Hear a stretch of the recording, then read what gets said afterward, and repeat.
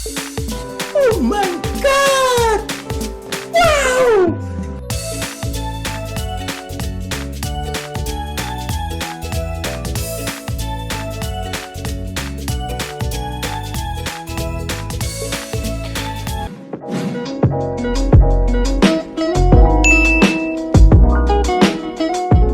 Hello guys, hello everyone. I'm just gonna flex this kind of Filipino traditional food in Bicol.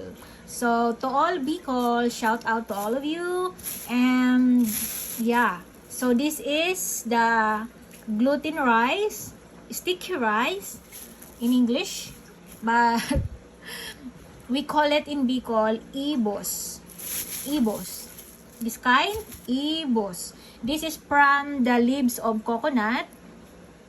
And the other one, this is the green one is Balisongsong. So this is the leaves from banana leaves, and this is the leaves from coconut.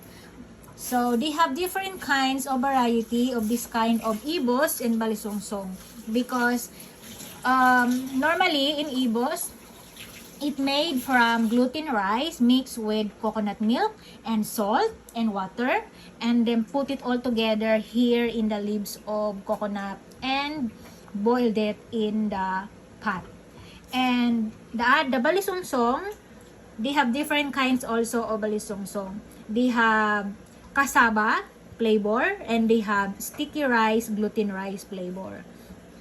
So I don't know which one this flavor. Ano to ma? Gluten rice? Hindi. Cassava?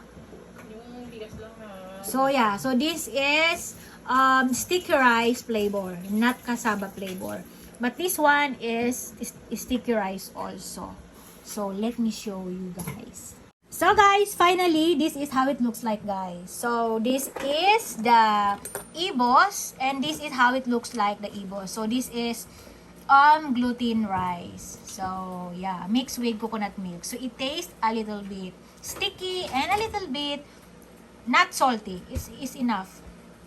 And this is the sticky rice also, mixed with coconut milk and sugar. So it's perfect, guys, for coffee and for snacks, and anytime you can eat this one. And if you go to Bicol, you can find this in the corner of the road, in the wet market, in everywhere. And this is also very cheap, only affordable for everyone.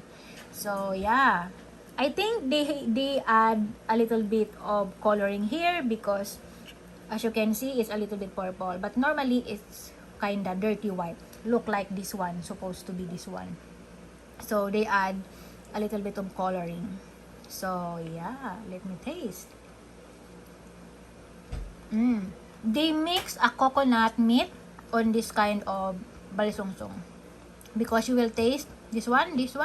This is the coconut meat, and it's so nice. Tastes so delicious.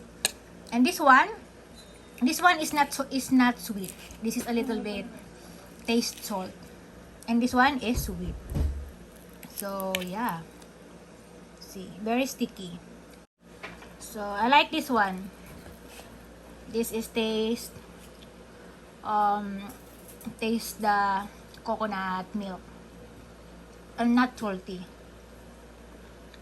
And this one sweet a little bit. So yeah, this is my breakfast, guys.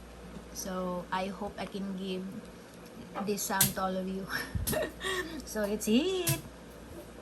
Anyway, guys, thanks for watching. So if you have any suggestion, please don't forget to comment down below.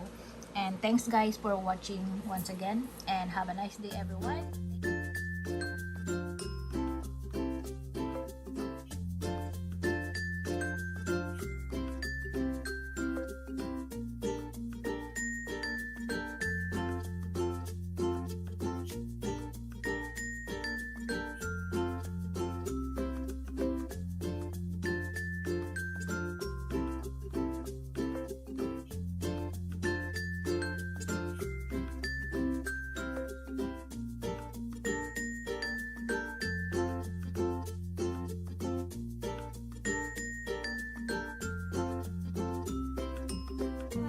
morning.